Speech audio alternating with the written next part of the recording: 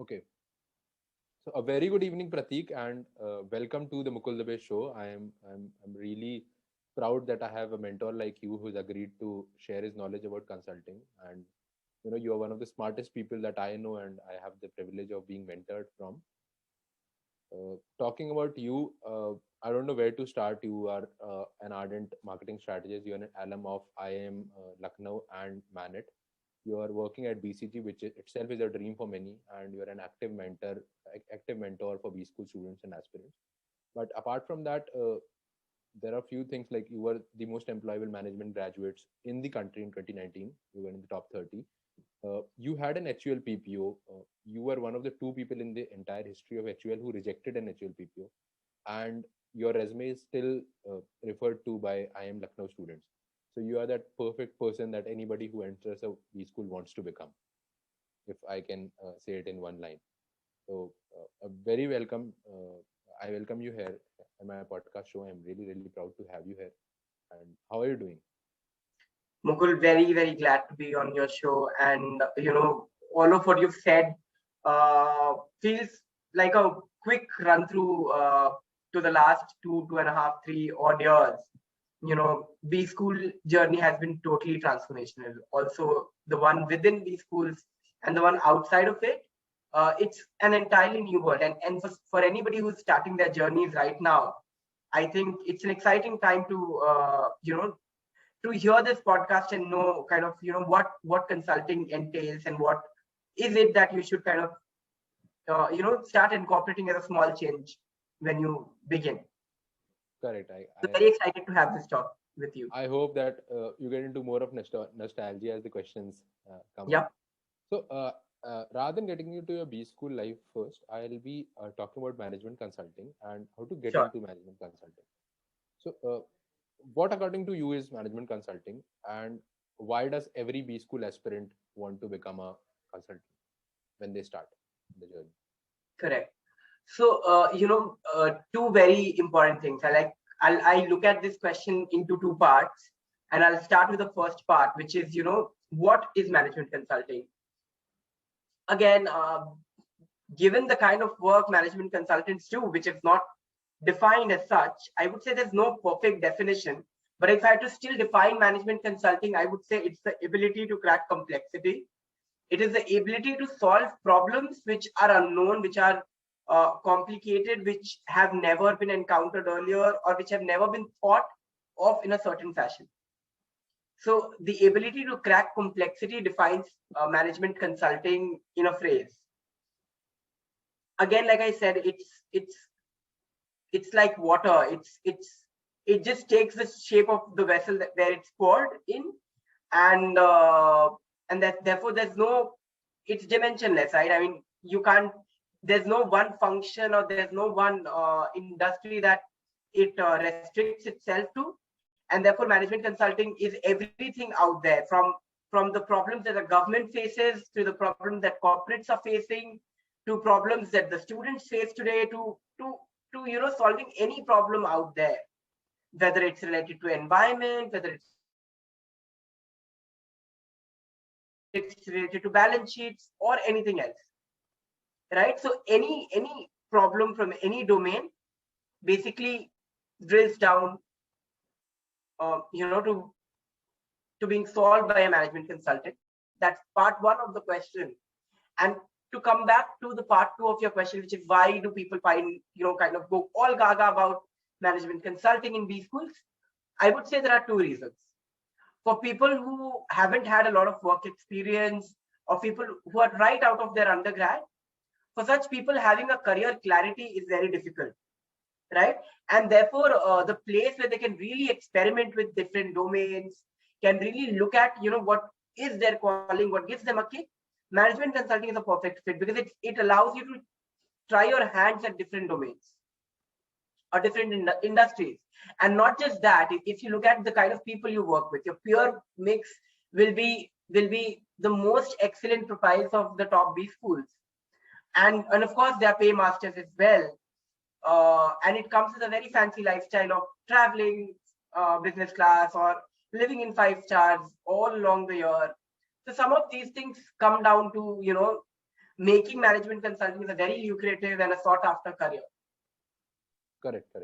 So, Pratik, you mentioned about being very flexible, solving a lot of problems. There's this question that comes to every layman when he hears about management consulting, and it is that how can someone who is a recent B school graduate, IM graduate, Ivy League graduate, tell someone who's running a company for last 50 years that this is how you save costs? Correct. Won't that person know his industry better? Correct. How are management consultants? Are they super smart? Are they from another planet, or what exactly is it that definitely they know? not from another planet? But a lot of times when we are dealing with our own companies, the one thing that we don't learn is we tend to become myopic. We don't look beyond our balance sheets. We don't look beyond our capabilities, and therefore that consultants bring in an outside in view. They bring in a fresh thinking. They help you leverage cross industry learnings. So a problem that a particular telecom company A is facing, the farthest that telecom company A goes is to look at data, right? Is to look at company B in the same industry. But a lot of times when consultants come in, this extrapolation goes to many countries and many other industries. And therefore, the amalgamation of all of these results in a solution which was never thought of, right? So in terms of depth for that particular company, of course, the CXOs will have much more. But in terms of the breadth itself, consultants bring in a huge variety of breadth with themselves. And not just that, like you said very rightly, that that they're also smarter people.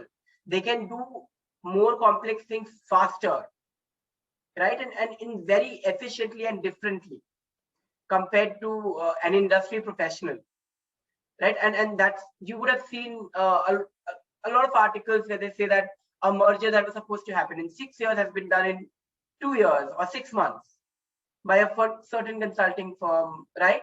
So some of these things are USPs of consulting, and that is how consulting thrives. Yeah. Correct. So they're able to do things fastly. They're able to do complex things in a faster manner. Specifically to about consulting, there are two groups. One group thinks that I'll get into consulting. I'll work there for around 2 years. I'll learn everything. 2 years, 3 years, let's say. Then I'll switch to another field. And then there are people who see long-term careers in consulting. So who, according to you, makes the most out of consulting? One. And is this 2-year, 3-year thing a myth? Once you get in there, what exactly is the mentality of people? So see, I mean, that's a very interesting question. And given that I've not hit 3 years, I've barely, I'm 2 odd years old in consulting. What I've really seen, I've seen both categories of people excel. And that is primarily because while your DNA is ingrained in problem solving, it is not important that you solve problems for different companies at different times in points in time. You can start solving problem, or you can sustain your problem solving abilities within one firm. So there are many people who move from BCG to Google and other firms, Facebook, etc., Amazon, Microsoft, and do similar work there for the same company.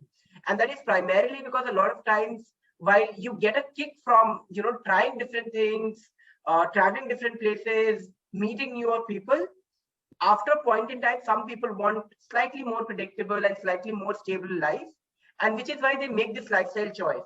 I wouldn't say it's right or wrong, because it's very, very subjective and personal. But if you look at whether who succeeds more or who achieves more, I would say that both categories of people have made it huge. Look at somebody like an Indra Nooyi. She started her career with BCG. Correct. Ended up being a CXO at PepsiCo, and is one of the most successful Indians we've ever known, right? So I can't think of, and of course there are partners within BCG or within other consulting firms you'll find have done phenomenal work with the government, with countries, with big corporates, and are really making huge in their lives. So I wouldn't look at either category who stays in consulting or leaves consulting after a certain point in time to be the smarter folk, because it's really a lifestyle choice and what kind of fits in your regime of things. Right. So it's okay to get into consulting, being confused, and then figuring out your way after 2 years, according to you. Correct. So All it's right, kind of, it's also a pathway to find what you really want in life. Because a lot of times what we end up believing is if my domain specialization is in finance, I probably should work in a bank, which ideally is not true. I've seen a lot of seniors, they start their careers in banking, move to marketing, and then finally end up doing HR all their lives. So I think the perfect way to find what gives you a kick, what drives you, what really your passion is to spend a few years in management consulting. And then once you've found that, you can maybe shift to that industry. That's completely fine. Correct. So it's that's a great way that you've defined it. Now coming to the biggest question here. One is specifically for the campuses where the MBB or bigger consulting firms visit. What do they look for when they visit campuses? And you can be as diverse as possible. So academics, other things, how people get shortlisted for it. How do the interviews go? Okay, so this is slightly broader question, and I'll try to keep it as pointed as I can. So while management consulting is very diverse, right, and it's about people who have really had a very high EQ in whatever they've done. Mm-hmm. Therefore, you'll find that a lot of people on the shortlist, and again, this is my observation across consulting firms, is you'll find people with a particular spike, and of course, this is an overrated, overused phrase, with a particular spike on their CV. And what this means is something that I'm more interested in explaining. A spike is essentially, something that defines you.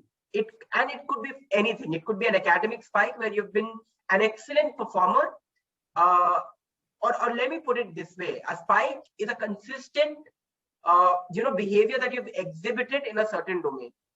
So an academic spike would mean you doing excellently all across your life, whether it's your school or your undergrad or your, whatever other certifications, etc. you would have done. You have stood out with flying colors in all of them. That's an academic spike. A spike can also be a hobby, right? You're a Bharatanatyam dancer for 5 years. You've represented your state in 20 competitions. You have your own academy. That is a spike, right? A spike could also be sports, right? Like one of my friends was a very average academic performer and was a national basketball player, is working with the MBBs right now. Correct. I get your point. So a spike is most often misunderstood as being the academic topper, which is not correct. A spike is something which is very different, which is a behavior you've exhibited across a period of time consistently, and you've been the best at it. Correct. Right? So then it can be anything. You can have a startup that you've done, you've scaled it, not like really, really hugely, but you've done it differently. Right. So I think having that element is important. And of course, there are always hygiene checks. I wouldn't say that if you have failed all along your life and you have a great spike, you stand a great chance also. So there are hygiene checks for sure. But beyond the hygiene checks, what really makes you stand out in front of a recruiter is having that one defining factor, or as people call it, a spike on your CV. Right. I get your point. Yeah, so that is really a myth buster when it comes to spike, because most of the people think it's the 999 profile that people that MBB looks for, but then a spike can be very different. Right. And talking about colleges where MBB does not visit, so they have two options. One is lateral hiring, working for around 2 years, and another option is that directly applying to these companies after their MBA gets over or in their final year. So what's your take on this? Do the applications get considered while they are in their MBA from a tier 2 school or from a newer IIM? It's very subjective to the company that you would talk about. But what I've recently seen companies do is, the better route to make it to a top consulting firm would be through lateral hirings. If the company doesn't visit your campus, this also makes your stance stronger, right?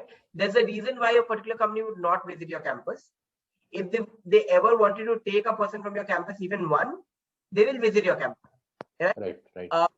So the only reason you can convince them to hire you would be doing something exceptional, right? Bringing your work as a spike on your CV, right? And then making them hire you. So if you're somebody who's done business development, or if you're someone who's done a lot of client handling roles, you're a clear fit for consulting, right? So I think working for 2 years in a good industry and coming back, joining a management consulting firm is an option that people have started exploring a lot recently. Correct. I get your point. So one is when you talk about this work experience and spikes in work, what exactly do you mean? And second thing is, which is general, how many spikes? So the person is just one. Just one with the hygiene checks. Correct. Right. So I've known people who've done a lot of case competitions, national winners, international winners, and have had average academics, no other spike, are made it to the shortlist. Right. Similarly, so one very strong spike is important, but you need to understand very clearly what a spike is. A 999 might not be a spike. Everyone with a 999 will not be on the shortlist. Right. So understanding what a spike is, again, in very short, a spike is something which none of your other batchmates should have, right? So people believe that I have been the campus finalist of 20 PS competition, I should be on all shortlists. You will not be, because another 20 folks of your campus have had 20 campus finalists on their CVs. Correct. And therefore, this is not a differentiator, and that it cannot be termed as a spike. So a lot of times people need to look beyond their own CVs and understand, why would a recruiter who's going to hire 1% or 2% for my campus really want me, right? And sorry, coming back to your question on WorkX. What is spike in WorkX? So spike in WorkX from the standpoint of consulting would mean exhibiting relevant skills. So either your job should subject you to intense problem solving, so something like a strategy role, or your job should expose you to a lot of client interaction, so something like a business development role, or your job should hardwire you to work under somewhat uncertain situations or complex situations, so something like an IB roles, right? So you would find that such roles are places that we hire more when it comes to lateral hiring.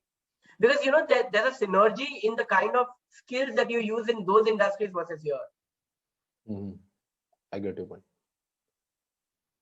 So that was really good take. Talking about your particular preparation strategy, and I've myself heard a lot about it. So you had a proper blueprint while we were preparing for BCG. And let's not forget that you also had a startup of your own and had various other responsibilities. So what was that blueprint, and what should an ideal person who's entering his B school right now for the next year, or who is currently entering his second year, that Correct. he should follow? Correct. See, I mean, it's the first choice that you have to really make is to understand that you want to do consulting. That's step number one. And once you've been through that, you need to understand that consulting does not restrict to one domain, and therefore you should start with understanding domains. So just start with conversations with different people in your batch who would have worked in different industries. Somebody would have worked in healthcare for 3 years, other one would have worked in IT for 4 years. Talk to all of them and understand what work they did. What is the value chain of that industry like? Start reading up. So in the first few months of your B school, first month of your B school, start building that perspective on different industries, right? And even if somebody is already in a B school and is thinking of this, start building a perspective on different industries, right? Start reading reports, but even before you go to reports, start talking to people from that industry to begin with. Correct. Then go to reports, then go to industry value chain, then go to government reports, and understand where is the industry headed, etc. Now, this will help you appreciate a lot of things from a problem solving perspective. The next step should be getting your hands dirty with a few frameworks, right? which is finding frameworks from different casebooks of various big schools or finding them online. It's very easily available. Victor Cheng, for example, Correct. is very popular. You can start with Victor Cheng videos, etc. You can find the link in the chat of this podcast, right? And that's another very good way of starting. But you know, a very important point to highlight here is the step 3, which is beyond reading or doing frameworks, which is about practicing cases. So a consulting preparation is not a standalone preparation. You'll have to do it in groups. You'll have to talk a lot, right? Which is what you do with clients. And therefore, you should make a group of people who have an equal passion for consulting as you. And once you find such people who equal your passion, you should start solving cases in rounds, right? You do cases sometimes, you administer cases sometimes, right? And while you do that, you'll realize that there are 2 aspects to prep. One is the softer aspect, the other one is the core aspect. The core aspect is about understanding how do I solve a case, which you can develop by reading cases. What is important and what you really get from the group is the softer aspect, which is about how do I take a pause, where do I ask a question, etc. So these are 4-5 steps that you should do. And then of course maintain a tracker where you keep building your frameworks of your own, where you keep adding new things that you learn. Right? And I think that should be good to go. Right. So yes, that approach has the third approach and the most important point that you highlighted, being the interviewer, being the interview, that has personally helped me a lot as well. And I would also like to emphasize on one thing, that you actually get into the shoes of the interviewer. So you get to know that, how the other person is thinking. And then when you are the interviewee, your interviews get much better because you've thought from that perspective as well. So that's pure gold insight that you've given us. There's this general trend among business school graduates or all college students in general, that they've started giving lesser importance to academics. So what's your take on this and how did you manage? So again, I have all along my life, I've taken academics very seriously, and B-School was no different. But really telling you that some of my batchmates had trashed their books, right, while leaving campus. But I, for some reason, had brought all my books back. And to date, every time I start a new case or a new industry, I go back to my books and start there. Right? So I think having sound academics will really, really help you. Specifically the basics of every domain. So something like a financial analysis or corporate finance or marketing strategies or basics of HR. This you just can't live without if you're a consultant. Right. Because these are bare minimum 101 which are expected of you to know. So while I wouldn't ask you to get crazy about your grades and numbers, be interested and be invested in the basics of each domain. Get them right, because that is what you're earning out of the 20 odd lakhs that you're paying. Right? Don't look at B-School like a placement machinery where you only get a placement and come out. It's actually an investment, a very long-term investment that you're making from a brand perspective and from an understanding perspective. So while you're there on campus, don't chase your grades, but at least polish your learnings. They will help you for sure. Right. So Pratik, as you mentioned that the basics of all domains are very important, and that's for B-School in general, not just consulting. Talking from a consulting specific point of view, basics of all things must be covered. Does a person need to be very good at one particular domain as well, apart from being good at being average or being decent at another? So see, again, when you talk of consulting, there are various types of consulting firms, right? So there are consulting firms which are specialized, and then there are consulting firms which are generalized, right? So all the management consulting firms, so to say, which is MBB as you rightly call it, would not look for a specialist, so to say. But if you talk of something like a Deloitte or something like a KPMG, they look for specialist consultant. And therefore, if you're targeting to be in a company like KPMG, you might want to specialize in a very sharp subject matter, right? They hire subject matter experts. If you're an HR student, they will hire you in people and analytics, and then they'll not move you out of it, right? So depending on what kind of company you're applying to, this question's answer will change. But generally speaking, for the management consulting firms, there is no specialization in particular that you need. I get your point. So Pratik,